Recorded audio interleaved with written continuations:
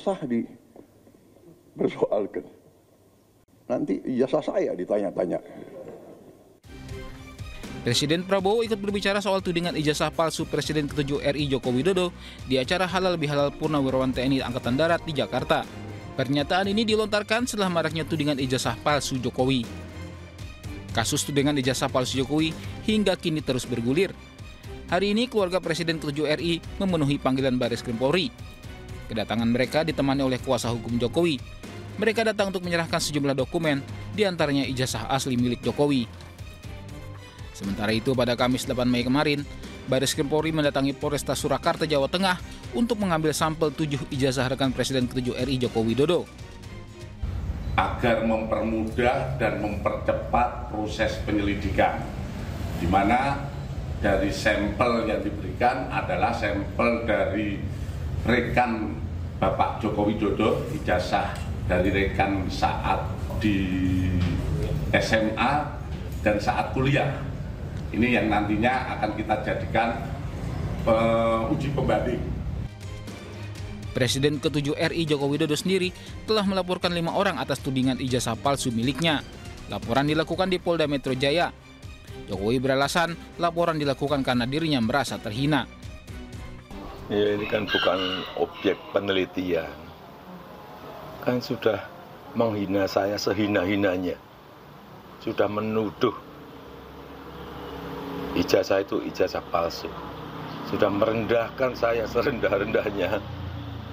Ya nanti dibuktikan lewat proses hukum.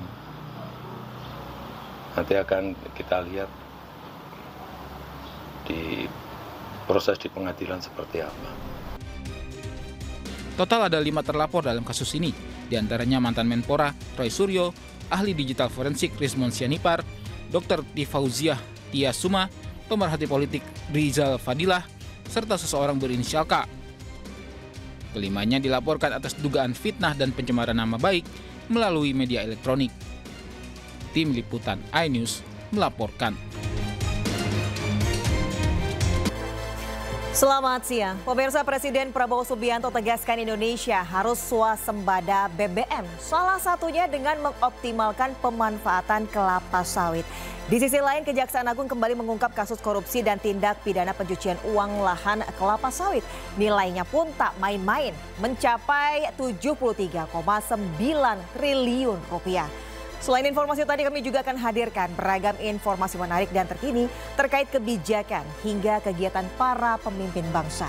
Bersama saya Desvita Bionda, inilah Pemimpin Rakyat, Pemimpin Beraksi, Rakyat Awasi.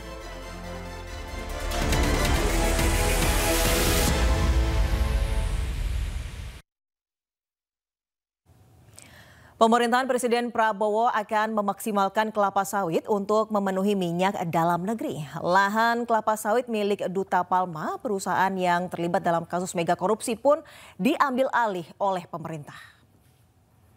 Merdeka atau mati. Berdiri di atas kaki kita sendiri. Kita tidak mau jadi kacungnya bangsa lain. Di depan Purnawirawan TNI, Presiden Prabowo menyoroti lahan kelapa sawit. Presiden menilai kelapa sawit bisa membantu Indonesia mencapai swasembada BBM. Negara kita sesungguhnya tidak perlu impor BBM sama sekali dari manapun. Dan kita harus tahu, kita impor BBM hampir 40 miliar dolar satu tahun. Padahal kita sebenarnya tidak perlu impor. Dan saya dalam pemerintahan yang saya pimpin, saya bertekad bahwa Indonesia dalam 5 tahun akan datang harus swasembada BBM. Di sisi lain, mega korupsi kelapa sawit terjadi di Indonesia. Kerugian yang ditimbulkan pun tak main-main, yaitu mencapai 73,9 triliun rupiah. Kasus korupsi ini melibatkan sejumlah korporasi besar di Indonesia, salah satunya adalah Duta Palma Group. Akibat korupsi ini, Kejaksaan Agung menyita lahan milik Duta Palma Group. Sekitar 216 hektar lahan telah diserahkan kepada perusahaan yang berada di bawah BUMN. Hasil sitaan Kejaksaan untuk PT Duta Palma. Ini luasannya sekarang sekitar 200 luasannya sekitar 200.000 hektar, dan kami dari tim penyidik itu akan mengupayakan bahwa aset ini supaya bisa sementara untuk penitipannya kami akan serahkan ke Pak Menteri BUMN. Kelapa sawit menjadi komoditas yang dicari-cari di berbagai negara. Dari kelapa sawit bisa dihasilkan sekitar 60 produk turunan seperti minyak goreng dan BBM. Namun saat ini pemanfaatan kelapa sawit belum maksimal. Tim Liputan iNews melaporkan. Sementara itu, Kejaksaan Agung kembali menyita uang tunai senilai 479 miliar rupiah dalam kasus korupsi dan tindak pidana pencucian uang lahan kelapa sawit. Berarti ini sesi selebrasi. Tumpukan uang pecahan Rp100.000 dengan total nilai sebesar Rp479.179.148 disita penyidik Kejaksaan Agung terkait kasus korupsi dan tindak pidana pencucian uang dalam kegiatan usaha perkebunan sawit PT Duta Palma Group. Jumlah uang ini sekaligus menambah total kerugian negara yang dilakukan oleh PT Duta Palma Group. Sebelumnya, kerugian akibat korupsi yang dilakukan oleh perusahaan korporasi yang sama mencapai Rp73,9 triliun. Kanan, Pak. Di sisi lain, pertumbuhan ekonomi Indonesia pada kuartal pertama di tahun 2025 melambat ke 4,87%, bahkan lebih rendah dibandingkan akhir tahun 2024.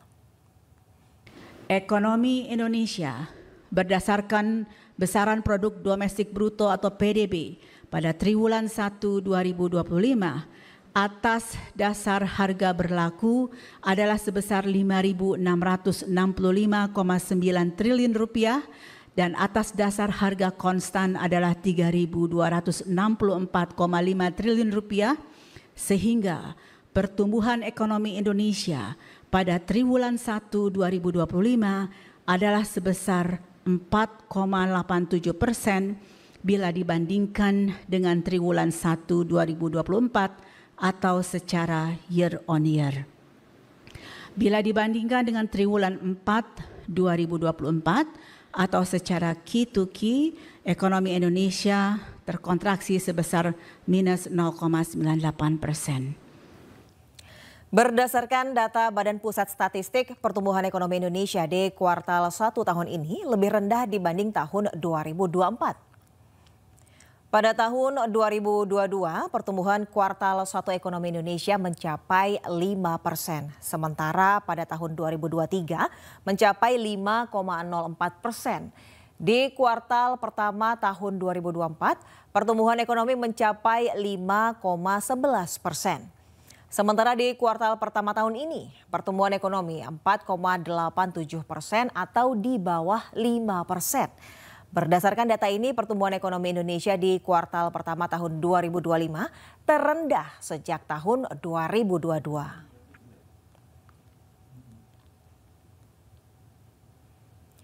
Sementara itu, sebelumnya Menteri Keuangan Sri Mulyani Indrawati mengungkapkan di kuartal pertama pendapatan negara baru 17,2% dari target. APBN Indonesia pun defisit Rp104 triliun.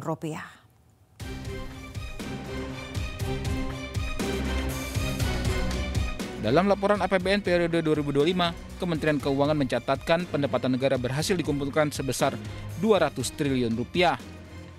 Hal ini membuat pendapatan negara di 3 bulan pertama 2025 tercatat mencapai Rp516,1 triliun atau baru 17,2% dari target. Pendapatan terbesar berawal dari penerimaan pajak sebesar Rp322,6 triliun atau 14,7% dari target.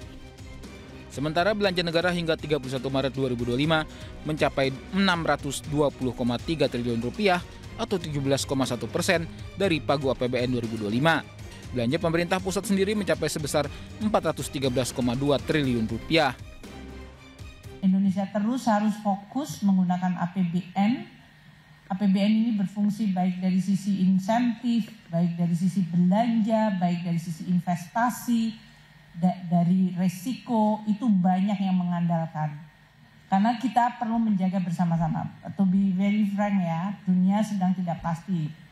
The only thing adalah di Indonesia sendiri kita harus bersama-sama saling ikut menjaga dan memperkuat. Dengan demikian, posisi APBN sampai 31 Maret 2025 mengalami defisit sebesar 104,2 triliun rupiah atau 0,43% terhadap produk domestik bruto. Defisit APBN ini berarti pendapatan lebih kecil dibanding jumlah pengeluaran pemerintah. Namun Menteri Keuangan menekankan defisit ini masih sesuai desain APBN 2025. Tim Liputan iNews melaporkan.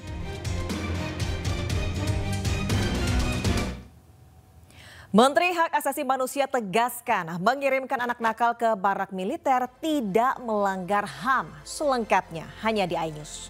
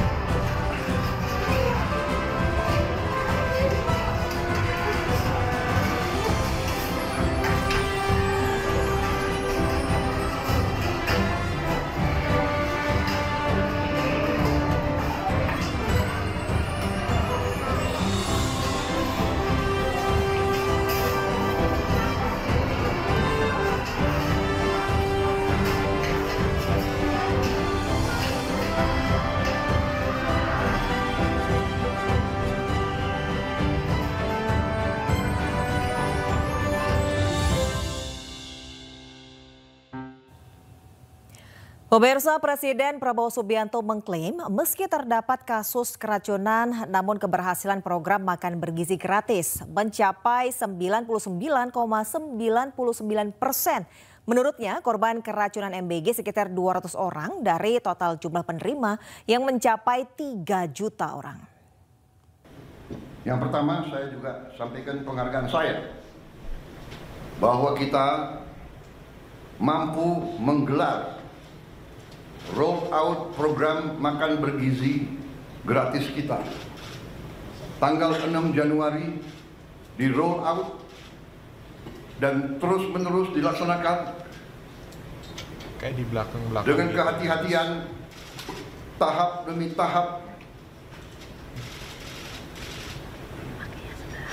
sampai hari ini saya dapat laporan barusan sudah lebih dari 1.000 titik. 1.000 berapa? 1.286.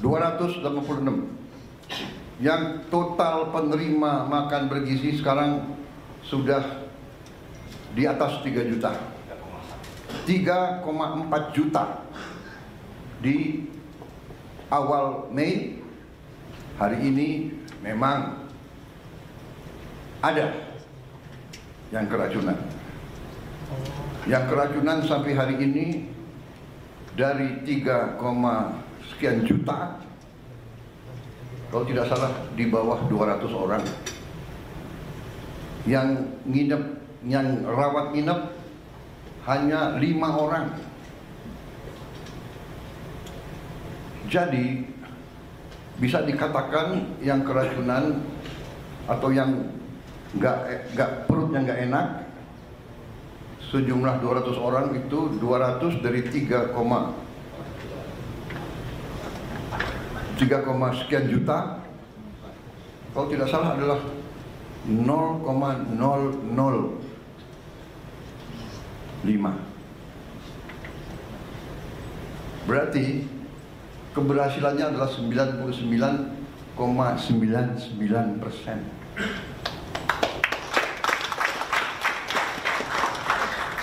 Di mana ada usaha, ya, usaha manusia, di mana di bidang pekerjaan apapun, kalau 9,99% keberhasilan, oke dong. Walaupun kita tidak boleh cepat puas, Pak Dadan ya. Kita harus lihat nanti Desember 2025. Sebelumnya sejumlah kasus keracunan menu makan bergizi gratis terjadi di sejumlah daerah. Presiden Prabowo kemudian menggembleng ribuan petugas dapur MBG agar bekerja lebih teliti sehingga tak ada lagi kasus keracunan. Setiap kopreksa, setiap omprek itu, setiap kopreksa, setiap potongan ayam itu, setiap telur itu, ingat, setiap langkah pengawasanmu, perencanaanmu adalah mengamankan bangsa dan negara, mengamankan anak-anak bangsa.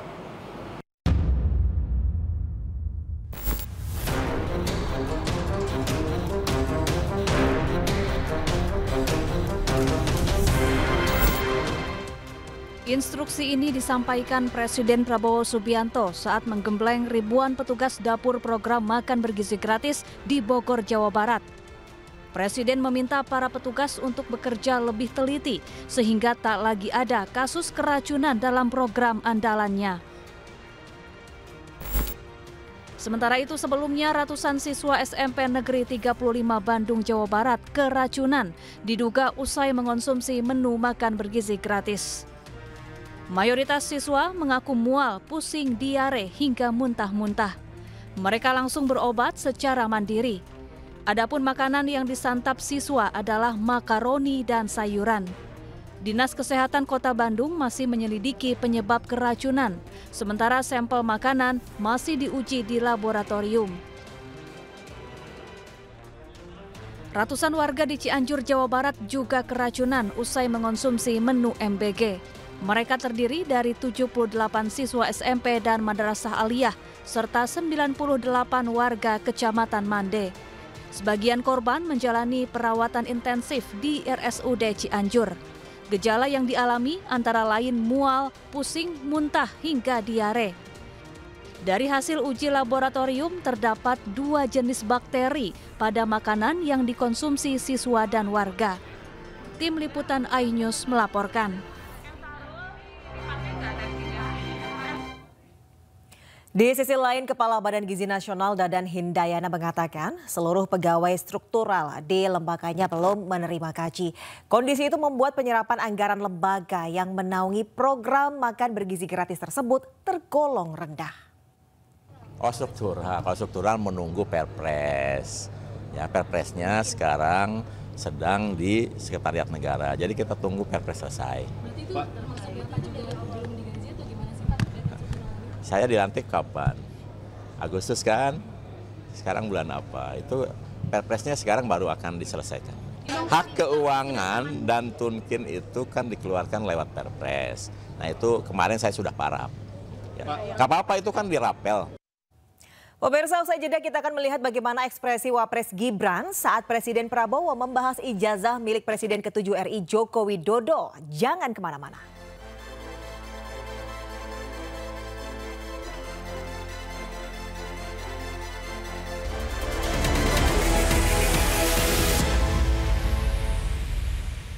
Pemirsa, Presiden Prabowo Subianto menyinggung soal tudingan ijazah palsu milik Presiden ke-7 RI Joko Widodo. Dan berikut kita lihat ekspresi Wakil Presiden RI Gibran Rakabuming Raka yang juga anak dari Jokowi.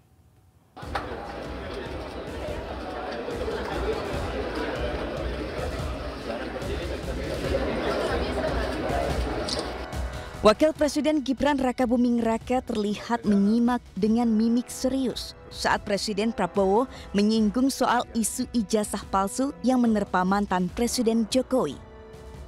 Dalam sidang Kabinet Paripurna yang dihadiri seluruh Menteri Kabinet Merah Putih di Istana Negara Jakarta Senin kemarin, Prabowo mengaku heran mengapa ijazah dipersoalkan. Masalah ijazah persoalkan. Nanti ijazah saya ditanya-tanya. Iya kan? Ini ada wartawan banyak ya. Bukan, saudara-saudara ya. Kita ini di mana-mana saya katakan dunia ini sedang penuh ketidakpastian. Ya. Dunia penuh dengan ketidakpastian. Sebelumnya Presiden ke-7 Republik Indonesia Joko Widodo secara resmi melaporkan Roy Suryo dan 4 orang lainnya ke Polda Metro Jaya terkait persoalan keaslian ijazah miliknya serta merendahkan martabatnya. Tim Liputan iNews melaporkan. Menteri Hak Asasi Manusia Natalius Pigai menekankan mengirimkan anak nakal untuk dibina secara militer tidak melanggar HAM. Bahkan Pigai meminta kegiatan ini dijalankan masif di Indonesia. Dan informasi ini sekaligus menutup Pemimpin Rakyat hari ini. Pemirsa, temukan informasi-informasi terbaru lainnya di www.inews.id. Saya Desvita Bionda dan kerabat kerja yang bertugas pamit undur diri. Pemimpin Rakyat, pemimpin beraksi, rakyat awasi. Sampai jumpa.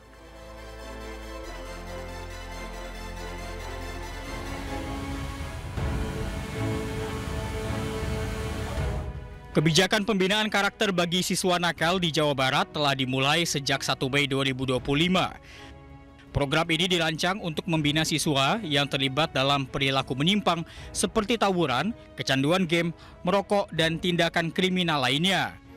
Dalam program tersebut, para siswa menjalani pelatihan selama 14 hari di barak militer dan dibina oleh anggota TNI. Nah, secara umum mereka tuh sudah punya kesadaran bahwa dirinya ingin berubah. Dan mungkin di rumah mereka tidak bisa lagi berubah. Maka masuk ke Lemdik ini, apa namanya Pak? Dodik Bela Negara. Dodik ya. Oh, Dodik Bela Negara ya. Dodik Bela Negara Kodam 3 Siliwangi, ini adalah cara membangun kedisiplinan mereka. Menteri HAM Natalius Pigai menegaskan bahwa kebijakan mengirim siswa nakal ke barak militer tidaklah melanggar HAM. Menurutnya, kebijakan yang digagas oleh Deddy Mulyadi ini memberikan siswa pendidikan dari segi mental, kedisiplinan, dan pembentukan tanggung jawab.